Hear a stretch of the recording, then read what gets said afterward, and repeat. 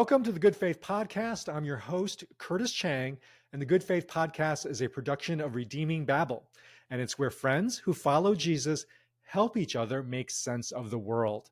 And joining us today, once again, is not just any friend, it's founding friend, David French. David, welcome back. Well, thanks for having me back to the podcast I founded, Curtis. I appreciate it very much. You have an open invitation at any time. You always have the keys. Well, I think listeners may think that we have not been potting for a while because I think it's been a couple of months, but we actually have been spending a lot of time together, haven't we, David?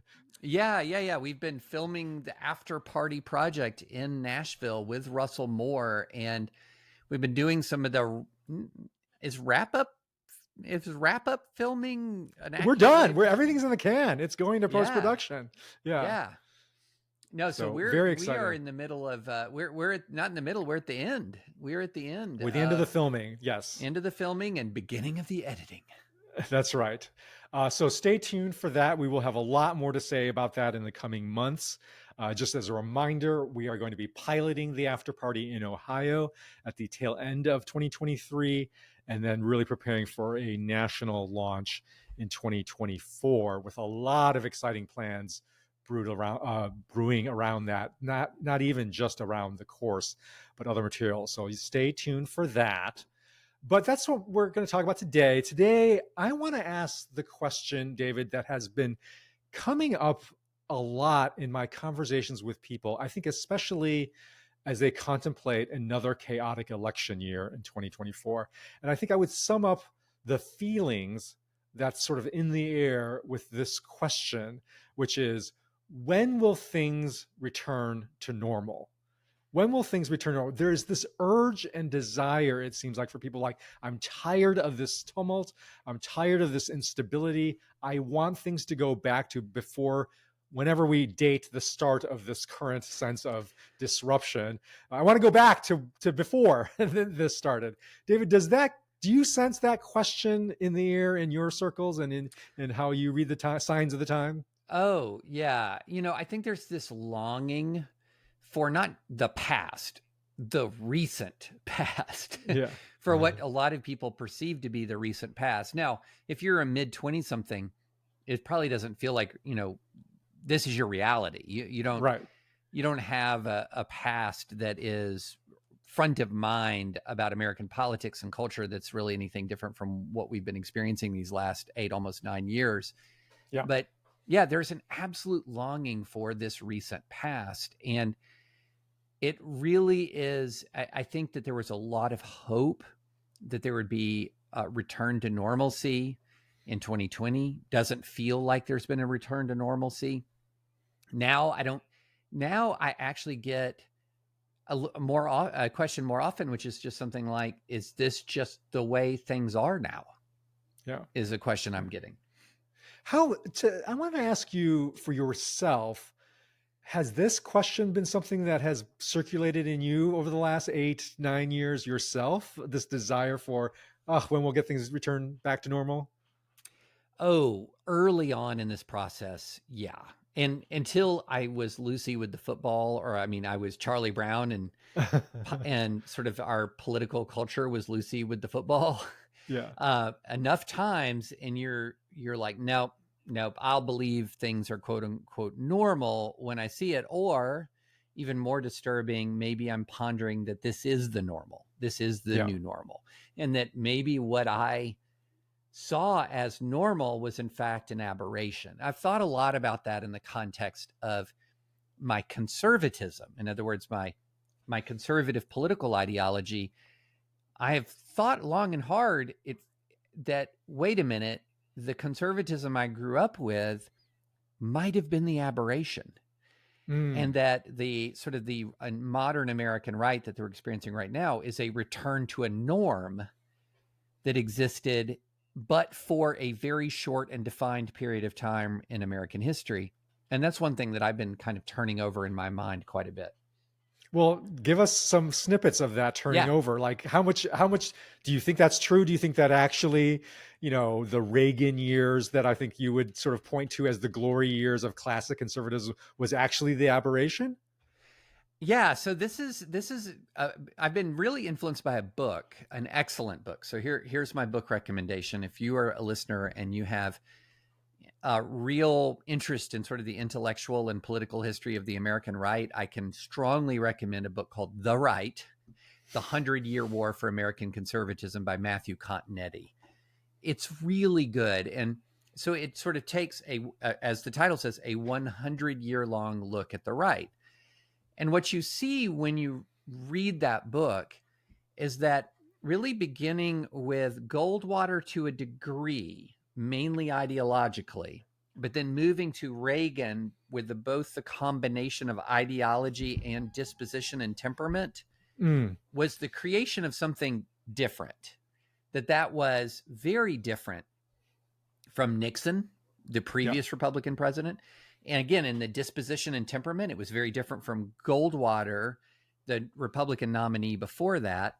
It was different. And that this combination of kind of an ideological libertarianism, social conservatism, and then also, I think this is really very important, this very hopeful and optimistic look at the American experiment and American life. You combine Mhm. all of those things into a particular package, and they landed at a very specific time in American history. They landed at a time of very low confidence.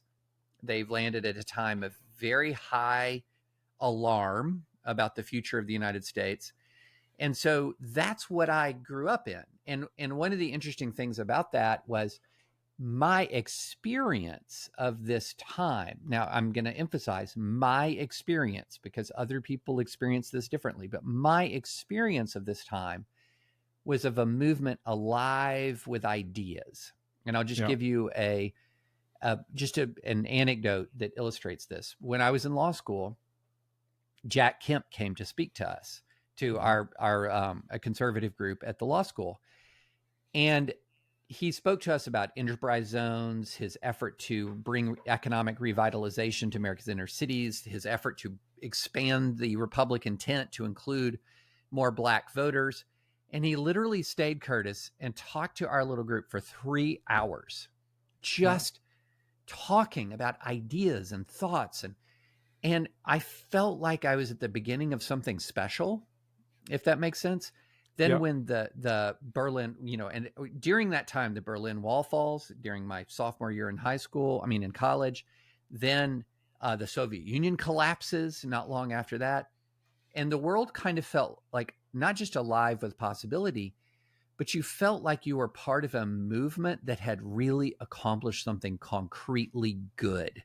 Even if you're Mhm. the tiniest little cog in the machine, like, can't even measure your involvement with an electron microscope, it's so small, but you still Yeah. felt a part of something. And Yeah. then, and to me, that was conservatism. And so when you did see the invariable sort of bad apples pop up, it was easy to say there's just some every movement's got some bad apples, but this is sort of who we are. We're trying to build a bigger tent. We're trying to liberate sort of the creativity and the industry of the American people. We have confidence in sort of American strength, and that it is on the whole a force for good in the world. So you sort of had this. That's the basic background of what I thought of a conservatism. What I didn't fully grasp is that wasn't the American right, by and large, over the course of American history. Right. Now, I'm not going to say that means the American right was a malign force, fully over the course of American history. But what I just described was not the American right over the course of history, because we weren't that far removed from a very corrupt and authoritarian version of the right in Richard Nixon.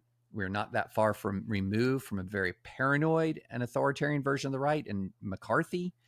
Yeah. Um, you had Eisenhower in there, but there really wasn't an indication necessarily that Eisenhower sort of ideologically a member of the right, a movement Yeah. member of the right. Um, and so he just sort of kind of stood apart and above, if that makes sense. Yeah. Uh, both parties wanted him, that kind of thing. And so I've kind of come to realize that maybe what I was living through was the aberration. Yeah. And the sense that I was living through an aberration was only reinforced with how quickly the right shifted. Because if the right was thoroughly what I thought it was, it would not have shifted so quickly into what it has become. Well, you're making the political version of the same point, of course, that Jesus and John Wayne makes kind of in the church world, right? Right. That Mm-hmm. that the sense of this, why are we getting this resurgence of chauvinism and misogyny in recent years? Well, it's like, Kristen Gomez's point is, no, actually, that's just a return to the historic norm in American evangelicalism. And so it does really point to that our definition of normal is highly contingent on when we came of political age. Oh, And that so that much. that defines for us, oh, of course this is the way things are. And that like you said, the 20 somethings that are growing up now, their sense of what normal is completely different than our sense of what normal is. So we're not even talking about the same thing when we say, when will things return to normal? Oh, totally. So a perfect example is the debate last week between, and especially this moment where Nikki Haley takes on Vivek Ramaswamy. It's pronounced Vivek, like cake, and I have to keep reminding myself. But Vivek and Nikki Haley go toe-to-toe over foreign policy. Yeah. And when Nikki Haley is speaking, she is speaking the language that I have understood and have grown up with. Yeah. When Vivek is talking, he's talking a totally different language. It's both new and old. It's new in the sense that it is part of the new right's much more isolationist view, but it's also old. There's a reason why that view is also until recently called paleoconservative. Yeah. Because it's an older view. So it's the melding together of old and new. And my version of it is like stuck right in the middle between those two. Yeah, we forget that actually historically the 1990s was actually kind of an extraordinary period of time. I mean, it's when Francis Fukuyama writes the end of history, right?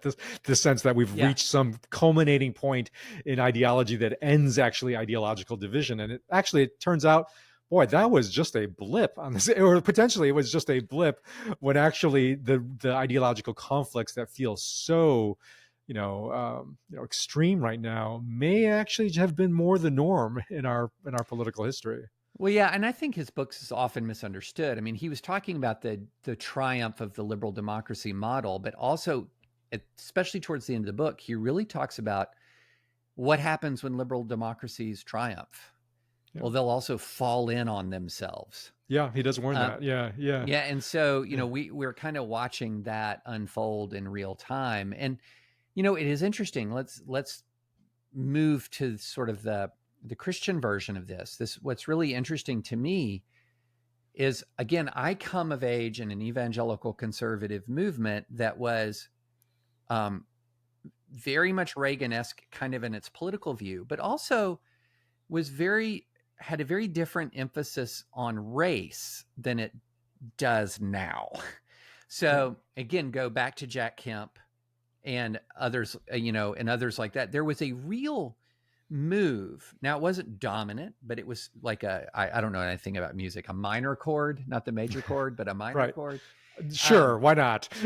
Sure, whatever. You know what I'm You're talking about two folks who are not actually musically literate here. So. Yeah. But a minor chord was that bigger tent, racial reconciliation. So you had things like the Baptist Church, like trying to make amends for, because the Southern Baptist Convention doesn't have a great history on this stuff. And, you had, and a lot of, quite frankly, Southern-centered denominations. Why did you have Southern-centered denominations? Well, it's kind of ugly when you go back and you look back at that history. And so you really had a move where there were at least strong currents towards racial reconciliation, for example. The movement was definitely and thoroughly pro-life, but a lot of conversation about sort of a whole life perspective. Yeah. And then, what we're seeing in a lot of the rise of reactionary right-wing religious conservatism is a return to form. Right. In this much the same way that the larger right has had a return to form. You're also seeing in some of the reactionary right of, religious conservatism today. It's returning to form in some ways, to the point where, it's some folks right now who are very anti-woke evangelicals would literally fire like the 2015 version of themselves if they were working in their institution, or if they were applying or whatever. Like they would cancel the 2015 version of themselves, of the same person. So there has been an alteration. There has been a return to form, so to speak. Well, and again, just to emphasize, we're exploring your kind of political journey from how this works out as a conservative.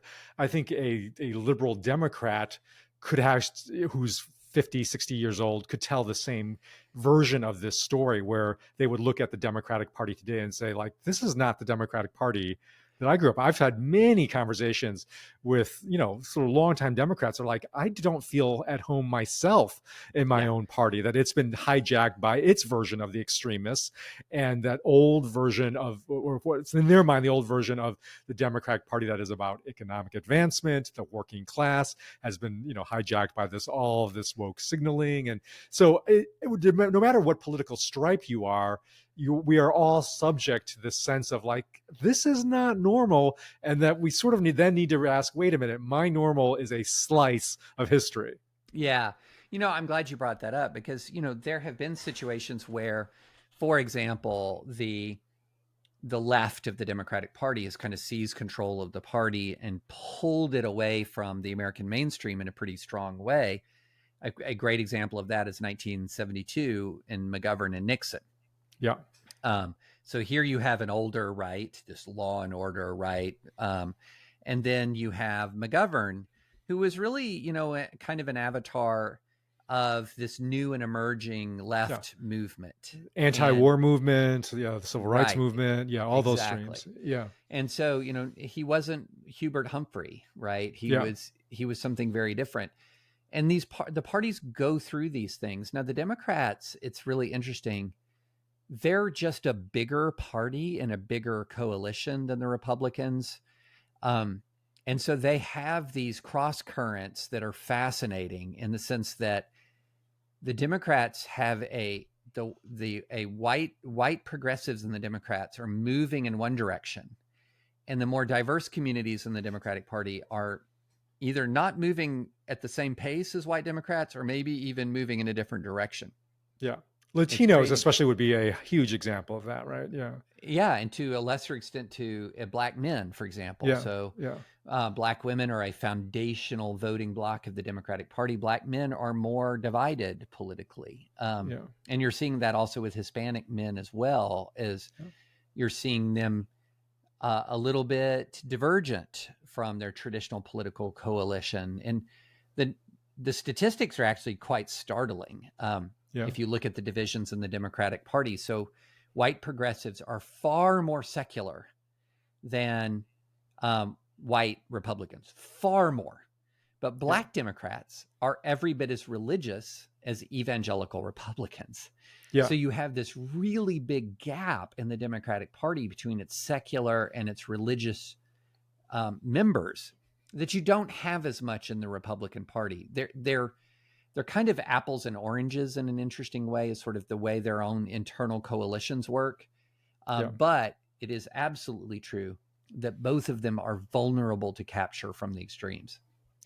So whatever your political persuasion, I think it can be a sense in which we would say, well, okay, when will things return to normal? It depends on how you define normal, and depends on how old you are and what your political formation was like, such that your image, your emotional imprint of normal is going to vary, right? So that's helpful. But David, isn't there still, sort of allowing for this fact that we have individual definitions of normal, isn't there something to the truth that we are living in a moment of extraordinary instability and disruption? I mean, when we have a president a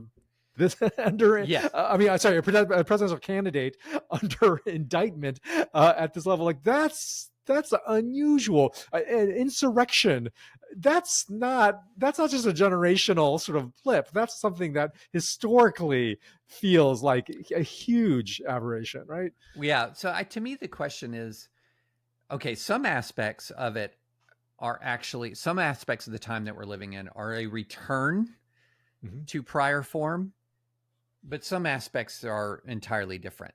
However, what I would say is some of the parts about returning to form have created the same kind of tensions now that those same kinds of things did then, but they manifest themselves in different ways. So sometimes they manifest themselves in the same way. I mean, we've in 2020 we had a lot of urban riots. We had a lot of urban riots in 1968, for example.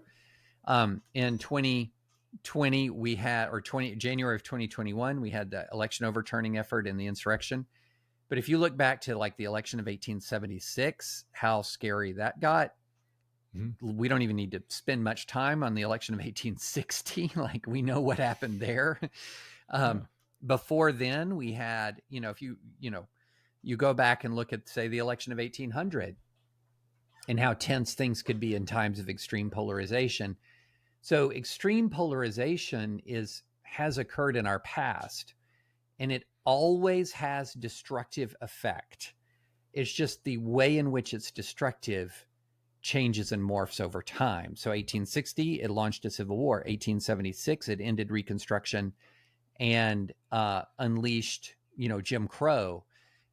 If you go to sort of the return to, if you go back to the Wilson era, World War I, and the extreme repression in the United States of America around World War I, there was a reason why after Wilson, there was a call for a return to normalcy. Right. And so we do have these circumstances in which political division in the U.S. manifests itself in really destructive ways. It's just that the manner of that destruction, the way in which it's destructive, varies from era to era. So, David, I'm going to ask you to try to sum up our conversation thus far. You're meeting somebody on the street and they're like, David French, New York Times writer. David, answer this one question for me. When will things return to normal? What's your stock answer these days to that question? This is normal. That's you're in the stock answer. This is normal. But I would say that there are different versions of normal in American history. We go through different eras and periods. And so, we actually have had in the past something called an era of good feelings, right? We had the post-Cold War economic expansion. So, this time period between 92 and 9/11, where we had almost a decade of incredible expansion. And, that we go through different eras of what normal is. And I do think it's important to remind people that extreme difference and extreme polarization is also normal in this country. And so I think what's the quote? Oh gosh, Curtis, you're going to wear me out for not having this off the top of my head. I have no idea what you're talking about. So. But this is from Gandalf, where Frodo says, I wish I were not, alive in these times. And he says something along the lines, so do all who are born in times like these, but it is not ours to decide in which time we live, but how we are going to. Hey, that's a good pull, David. Nicely done. It has, while we were on break, located the exact quote and would like to actually read it, I believe. Is that what you want to do, David? Okay, go for it. I wish it need not have happened in my time, said Frodo. So do I, said Gandalf. And so do all who live to see such times, but that is not for them to decide. All we have to decide is what to do with the time that is given us. And that's incredibly poignant coming from Tolkien, who, remember, was fought in the trenches of World War I, lived through World War II. I mean, think about somebody born in the year 1900. What was normal for them? I mean, think about that. It's kind of staggering to think about what was normal for them. So this is a version of normal. What we're living through is a version of normal. Well, if then the invitation and the wisdom that you're talking about is not this nostalgic, get back to what the things were when I was 22 or 25, or what some other golden age we may pin on, or even 20 years ago. Um, and instead, the invitation was, hey, well, what is the role for you to play in this moment? It does mean that, okay, how then do we prepare ourselves, especially as Christians, to play that role? What does it mean if this new normal before us, that looms before us, is filled with disruption? And I do think that's actually true, that we are entering in probably an era, I would say, of disruption. I mean, just think about all the different axes that this is happening on, at the very fundamental level of the earth. I mean, we are, I believe, in the middle of some disruptive change in the climate that is going to change sort of at a very macro level human experience. We're seeing how much gender and sexual categories are in flux and disruption. So the sense of not just the earth, but our sense of self. And then, you look in between the self and the earth, it's like population decline. We're across the Western societies, we're in a period of sort of very tectonic shifts of population decline that is going to have huge ramifications long term that are still, we're still going to sort of unravel. We have in religion a trend of de-churching that's still, we're in the early stages of trying to figure out where is this all going to. And then we haven't even talked, David, about something that I've been playing with for the last couple of weeks, which is AI and ChatGPT. Yeah. Like we're in the first inning. We're in the first out of the first inning of something that is, I think, going to play out in some very transformative ways. So We haven't even fought the Cylons yet. we haven't even fought the Cylons yet. So, I think a Christian looking ahead, or being present and then looking ahead and saying, what is my role in this era, has to at least account for, I have been called to be an era of a lot of disruption going on, that is going on and will continue to happen.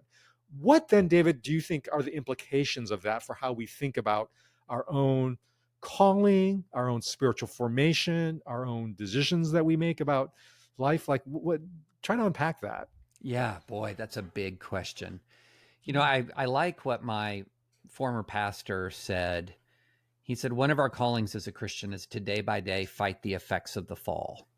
Mm-hmm. And when I think about each era in which we live, the fall and the fallenness of man is always made apparent in some way.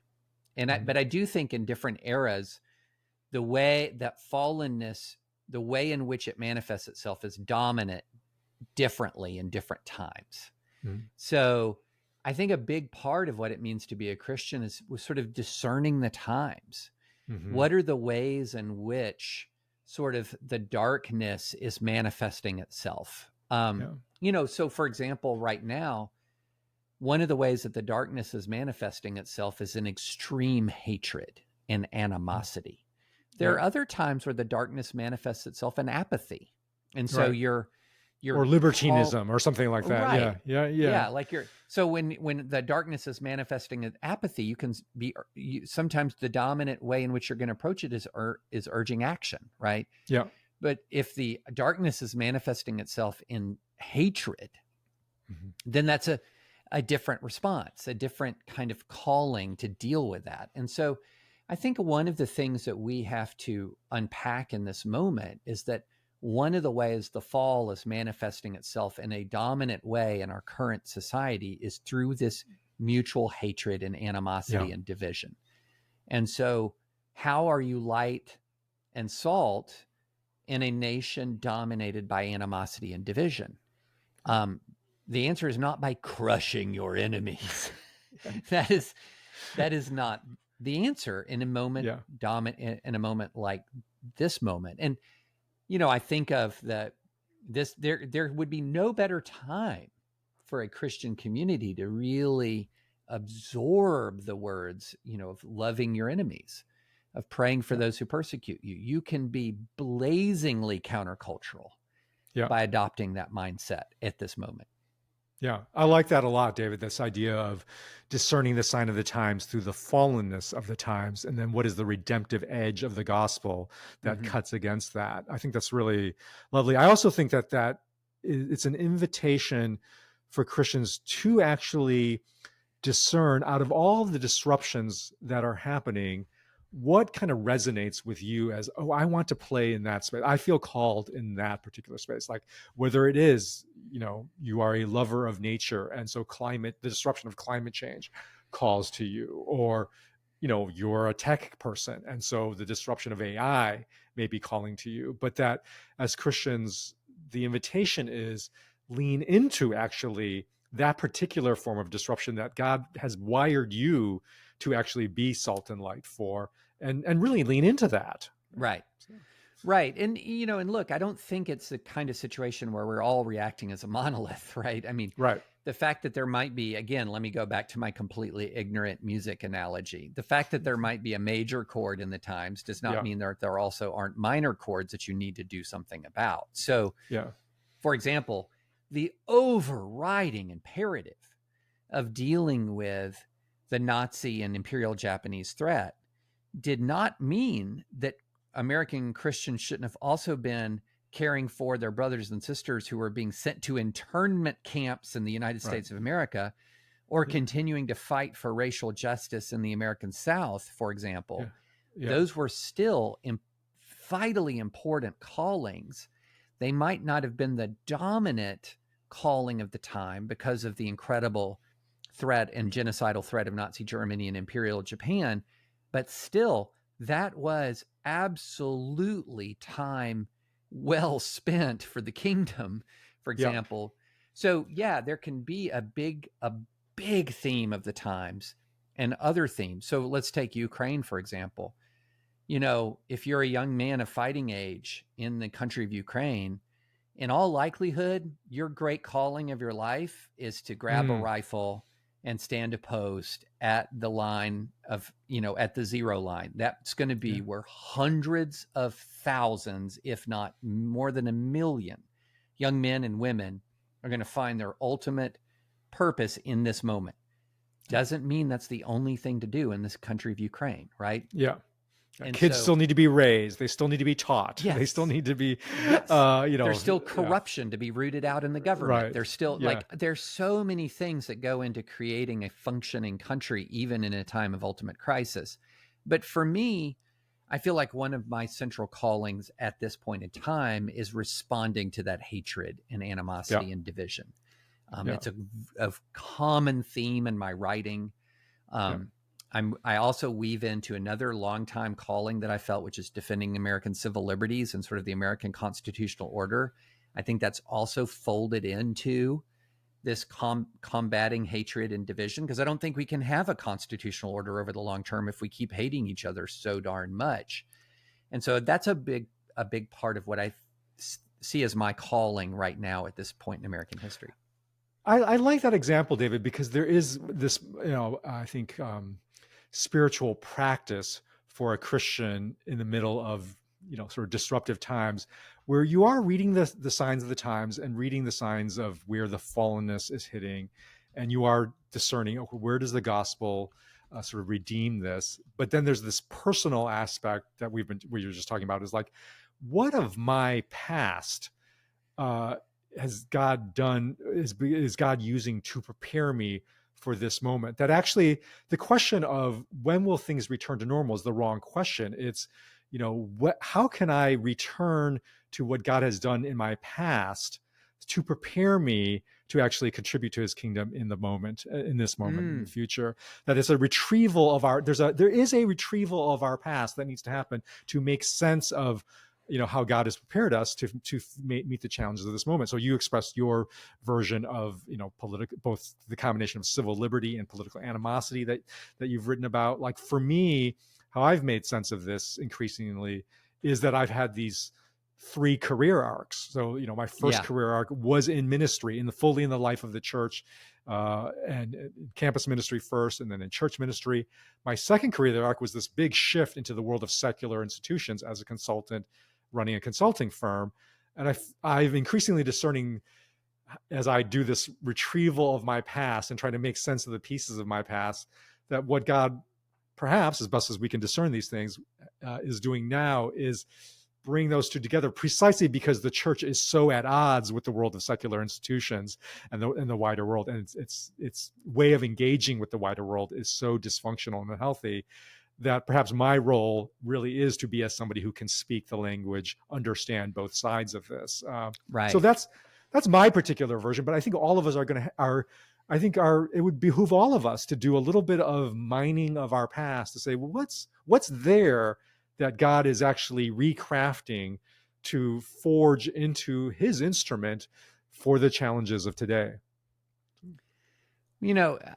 Boy, that's when you're talking about, one of the things, and I want to start maybe previewing a little bit of our after party project. Do it. Yeah. One of the things we talk about in the after party is this posture of being a learner. Yeah. Or disciple. A disciple right. is a learner. That's right. Yeah. Yes. And so, I think step one of that sort of stepping into your role is learning what it is. We don't have to know right away, immediately, at all times what we are supposed to do. Right. Sometimes it takes time. Sometimes it takes patience. And so, one of the things about our after party project is about really seeing sort of what the world is and what the world is sending in our direction, and then being open to that and open to new experience, learning from it and adapting to it. Yeah. I also think that, this question, when will things return to normal, embedded in that question is a posture towards the present, the past, and the future. So like, when will things return? That's a question we're asking in the moment right now. So there's a present urgency to that question, but there's a past dimension because you're saying, when will we return? Right. So there's a picture of the past that guides that question. And then there's also a sort of longing for the future, because when will things, so we're longing for something that is also in the future. So it's actually an important moment, I think, for Christians to think, wait a minute, what really should constitute our past, present, and future? And I do think for the past, let's start there, that a lot of what we talked about, that it's really important for Christians to live with historical perspective. Like, we are a people that are founded and rooted in history. Jesus came into human history. Like, human history matters. We take our bearings and our guidance from history. And all of what we're saying is like, look back on human history. Do not get thrown off balance by all the disruptions. We've been here before. We've been here certainly in American history, but like, go back to church history, and we have gone through the Black Plague, where something like a quarter to a third of European Christians died, right? Like, that's disruption. That's somebody, or go to the fall of Rome that Augustine wrote about, where this whole civilization that the church had come to be so associated with collapsed, and suddenly Christians are like, where's our home? We're homeless. And so this feeling of homeless that we have now politically pales in significance to what the Christian Romans were experiencing in the 5th century. So we can go on and on, that our history our past should tell us, wait, this is not as bad as as the alarmists make it out to be. We've been here before. Well, as to quote Ted Lasso, Ted Lasso says, be a goldfish. That's right. I'm saying don't be a goldfish. Okay. Don't be a goldfish. So Ted Lasso talks about, his team, if they mess something up, he talks about how goldfish are happy because they have this 10-second memory. And he's talking about with his team, move on from your mistakes. Right. But there's a bad side of goldfishism. And this is, we've never seen a crisis like this in our history. And look, I get it if you're 25. Okay. If you're 25, all of this is new. Everything is new. If you're 54 like me, there is no excuse for goldfishism. There's just none. Like, let me just go back to, I've tried to explain to some younger folks who get really angry at me when I try to argue, whoa, hold on, this argument that everything is just going to hell in a way that we've never seen before. I try to introduce them to a little year I like to call 1979, where you had gas lines, you had the hostage crisis, you had the failure of the rescue and to try to end the hostage crisis, 79 and 80. You had the Soviet invasion of Afghanistan. You had people were saying at this point, that the Soviet Union was ascendant. This atheist communist empire was ascendant, and the United States of America was in retreat, in decline. The stakes, and if you want to talk about military tensions, I mean, the nuclear arsenals were much larger, pointing at each other. The number of troops in the field were immensely more, staring at each other across this very narrow boundary. I mean, it was tense, and we were just coming off the defeat of Vietnam. We were just coming out of Watergate. I mean, my gosh. And, and so now we look at the world in 2023 and then we say, well, we've never seen. Well, my gosh, you picked 1979. I thought you were going to pick 1968, my birth year. We could do right? that. 1968, King, a monumental figure of of an entire sort of segment of the American population assassinated. Robert Kennedy, the presumptive nominee for the Democratic Party, assassinated. Riots in the streets, race riots in the streets. Russia invades yet another Eastern European country in Czechoslovakia. I mean, we could go on to how disruptive and chaotic 1968 was. So. And if you want to talk about the riots alone, I mean, you would take a riot in any one city, like let's say the 67 Detroit riot. Yeah. It was so severe that it made all of the 2020 stuff look like a pillow fight by comparison. Yeah. Like the level of destruction, the level of violence, the amount of urban combat, just something that we can't grasp even as bad as like, say, 2020 was. And so that's why it's so important to maintain perspective. And especially when you're talking about maintaining perspective in the face of a Christian community that sometimes by their rhetoric, it feels like they feel like they're hanging on by their fingernails. Oh, yeah. Right. And you're just like, no. We're living in a moment that 2 millennia of Christians, the vast majority of Christians over the past 2 millennia would give a limb to trade places with us. Completely. Yeah. So that's a great regrounding of our past to give us this perspective so that we're not sent into this alarmist despair of how awful things are when we can step back and see the past. I also think this is a critical moment for us to actually have a clear-eyed view of the future. And by that, I mean the ultimate future. This is again to hearken or to give a preview of our after party course. This is the reason we gave the name the course, the after party, is both to convey a post-partisan mindset, but also to suggest that all of our political parties and all of our political party and political disputes, they are in the shadow of the after party, of the wedding feast of the Lamb, when Jesus returns to restore all things to this world, to make all things new, to reunite heaven and earth on earth. It's the kingdom of God come on this earth. That is the future. And that is core to any Christian identity and any Christian engagement with the world, is that we know this story of the world.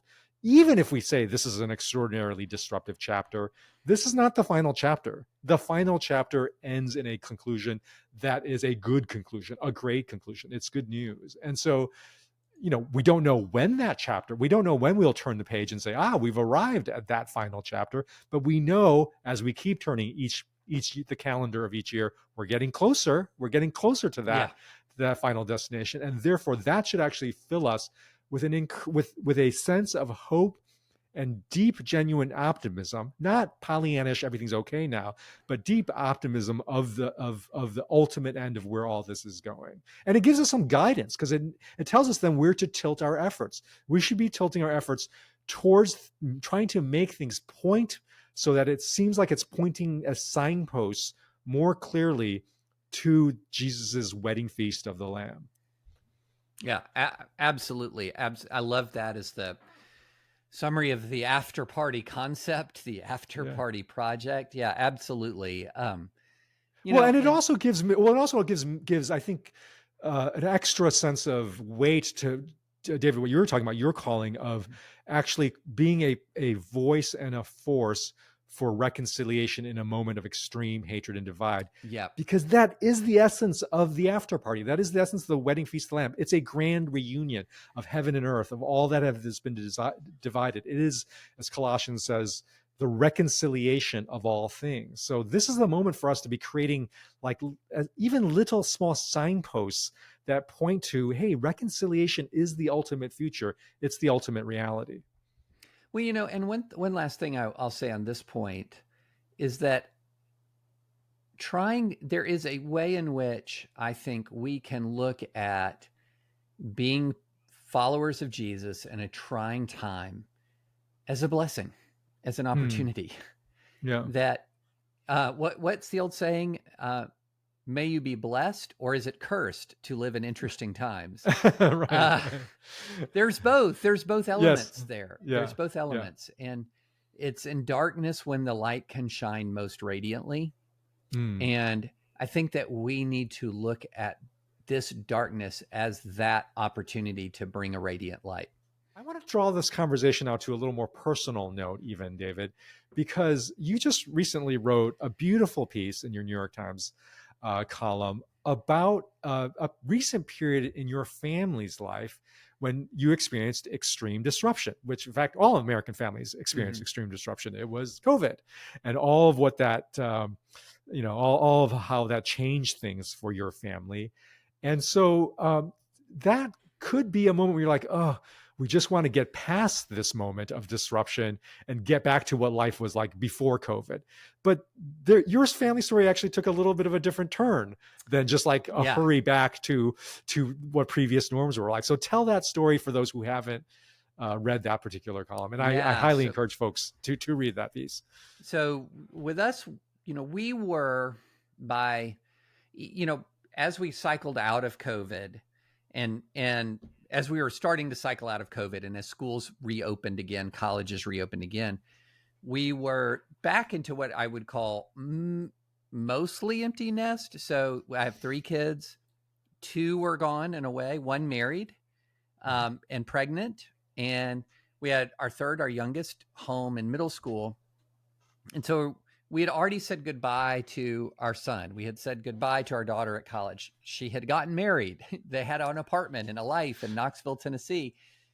And she was pregnant, and she found out pretty late in the pregnancy, more than 20 weeks, that her baby had some pretty profound birth defects, gastroschisis, where the intestines develop outside of the body, a cystic kidney, where one of the kidneys was actually became full of cysts and essentially non-functional and ultimately shrank away.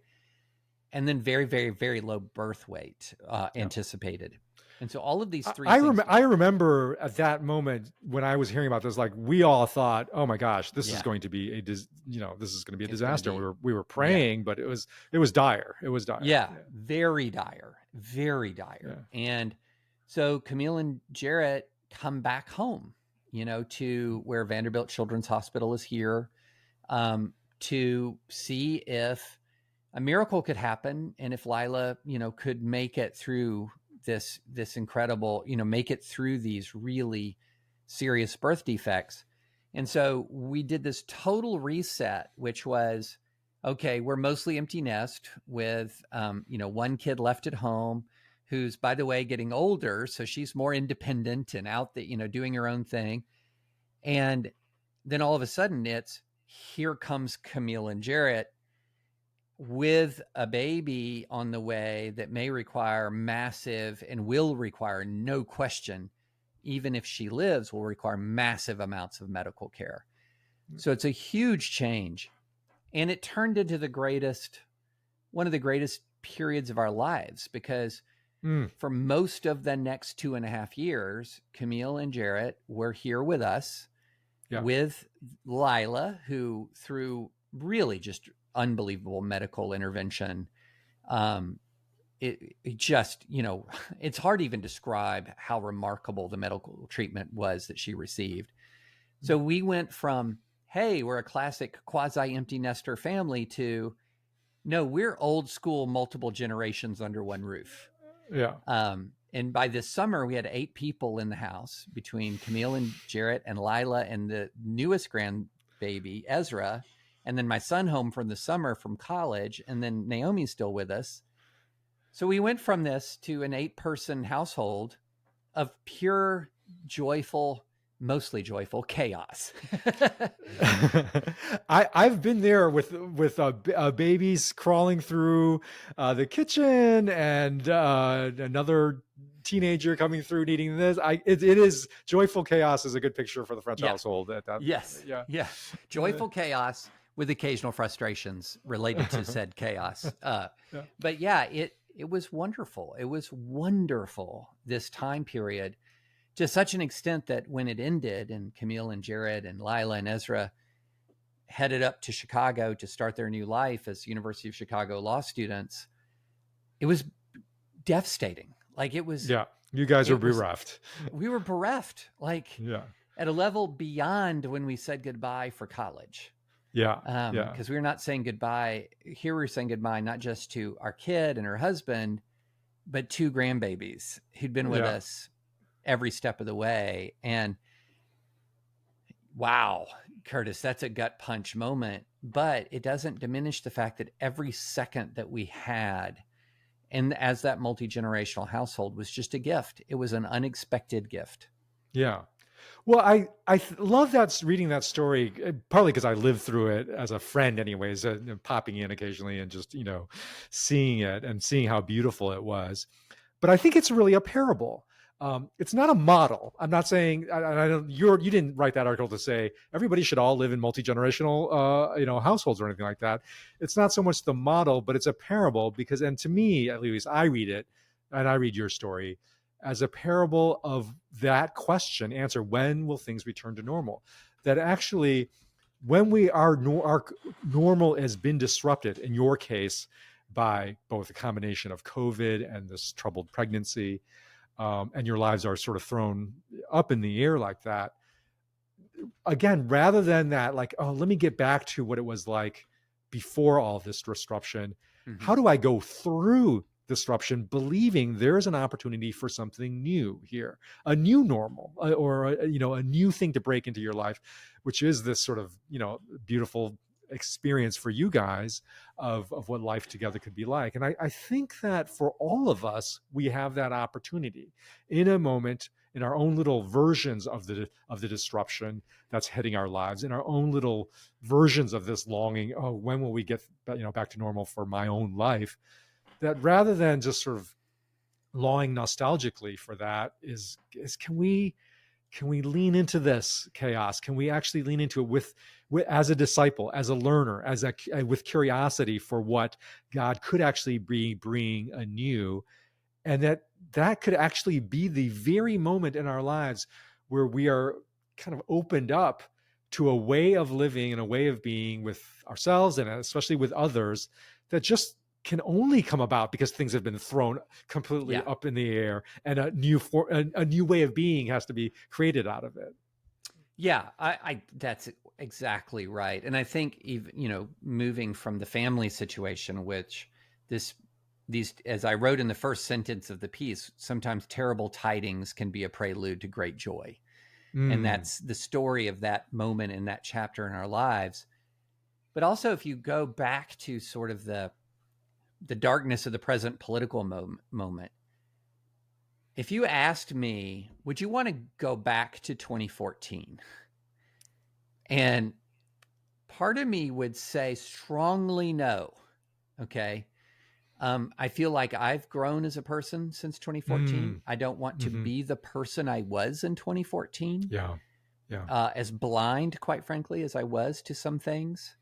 Also, the relationships I've formed since 2014, and also the relationships that have added new dimensions since 2014. Yeah.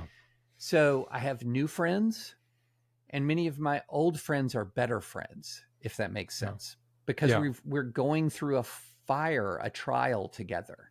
Yeah. And that forges deep and profound bonds. And it doesn't mean that the trial or the fire isn't hard. It doesn't mean the fire doesn't burn, But there are ways in which I just wouldn't want, I would not want to roll back the clock, to be honest. Yeah. I feel the same way. My life was more stable, less disruptions. My life running my consulting firm back in 2015, before all of this happened. But I was less engaged in the world. I was using less of my full gifting and skills. My past as a pastor in ministry, person in ministry, was left out hanging there as a disconnected part of my life. I didn't know what it had to do with my current reality. And so, yeah, I think for me, because of the chaos and disruption, it called out something in me. It's like, I can't stand back. I've got to get engaged. And, if you had invited me to do a podcast with you back in 2015, I'm like, no thanks. I don't think I want that kind of scrutiny on my life.